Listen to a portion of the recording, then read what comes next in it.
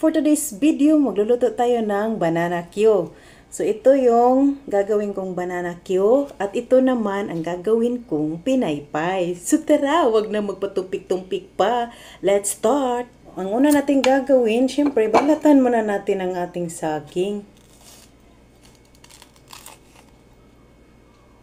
Ito yung ginawa ko na pinaypay at ito naman ang ating para sa ating banana Q. So tara, magluto na tayo. Mas gusto ko kasi yung pinaypay maliit. Ayan, so ikokot natin siya sa flour.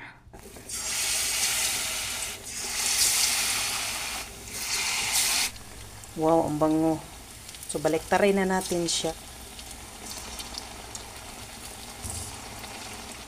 Ayan, so ikokot na natin siya sa ating white sugar. So mainit na ang ating mantika, pwede na nating iprito ang ating saging. Ayan, so baliktarin lang natin siya isa-isa para magpantay-pantay ang kanyang pagkakaluto. Brown sugar.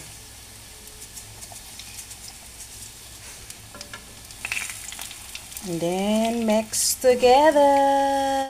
Luto na ang ating banana Q, so pwede na itong iserve. Luto na ang ating merienda, pwede na itong kainin. Ang nilagang saging. Ito na siya mga ka-viewers, ating banana Q.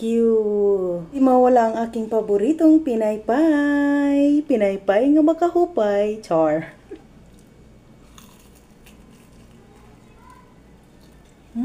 So kung ako sa inyo, magluto na lang kayo, hindi lang pang merienda, pwedeng mo rin itong pagkakitaan.